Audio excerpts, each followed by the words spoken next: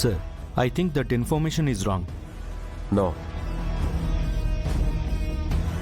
వాళ్ళిప్పటిదాకా మనకి దొరకలేదు అంటే మనం ఆలోచించాల్సింది మనకొచ్చిన ఇన్ఫర్మేషన్ కరెక్టా కాదా అని కాదు. మనకి ఇన్ఫర్మేషన్ వచ్చే టైంకే వాళ్ళు సిటీలోకి వచ్చేసి ఉంటారా అని. లాస్ట్ టైం వాళ్ళ ప్లాన్ మిస్ అయింది.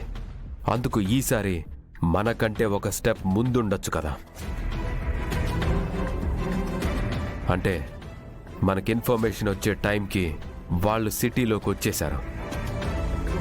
మనం వాళ్ళ కోసం ఎయిర్పోర్ట్స్లో వెతుక్కుంటూ ఉంటే వాళ్ళు అటాక్కి ప్లాన్ చేసుకొని ప్లేస్ ఫిక్స్ చేసుకుంటారు. ఇలా మనం వాళ్ళ లూప్లోకి వెళ్తే వాళ్ళు అటాక్ చేశాకనే మనకి వాళ్ళు ఎక్కడ అటాక్ చేయబోతున్నారో తెలుస్తుంది. Correct sir. ఇప్పుడు మనం వెతకాల్సింది రైల్వే స్టేషన్, ఎయిర్పోర్ట్ కాదు సార్. సిటీ లోపల వెతకాలి. ప్రతి గల్లీకి వెళ్ళండి, ప్రతి హోటల్ చెక్ చేయండి. లాస్ట్ 2 days నుంచి చెక్ ఇన్ అయిన ప్రతి ఒక్కరిని సర్చ్ చేయండి. Okay sir. నైట్ లోపు వాళ్ళెవరో నాకు తెలియాలి. మీ ఇన్ఫార్మర్స్తో మాట్లాడండి. ట్రాఫిక్ ఫుటేజ్ తీసుకోండి. మీకు ఏం కావాలన్నా పర్మిషన్ ఇస్తున్నాను. I want that. Move.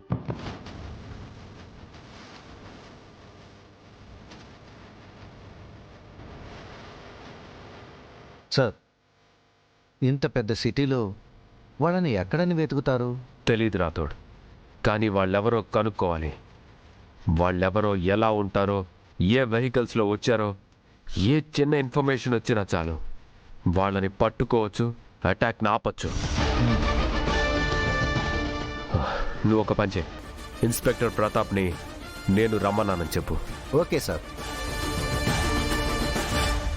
Sir, ఇవాళ స్కూల్లో పిల్లలకి గేమ్స్ జరుగుతున్నాయి. గుర్తుంది రాథోడ్, బాగీకి చెప్పాను చూసుకోమని. మేడం చూసుకుంటారు సార్, కానీ పిల్లలు ఎలాంటి కాంపిటీషన్లో పాల్గొన్నా అరుంధతి మేడం పక్కనే ఉండేవారు. ఇప్పుడు లేరు కదా సార్. కనీసం మీరైనా ఉంటే పిల్లలకు ధైర్యంగా ఉంటుందేమో అనిపిస్తుంది. ఆరు ఎక్కడికి వెళ్ళింది రాథోడ్? ఎప్పుడు నాతో పిల్లలతోనే ఉంటుంది కదా. మనిషి లేకపోవచ్చు, కానీ మా మనసులో ఎప్పుడూ ఉంటుంది. మాలో ఒకటైన ఆరుని మాతో లేదని ఎలా అనుకుంటాం? పైగా ఇలాంటి పరిస్థితుల్లో టీంని వదిలి నేను వెళ్ళలేను.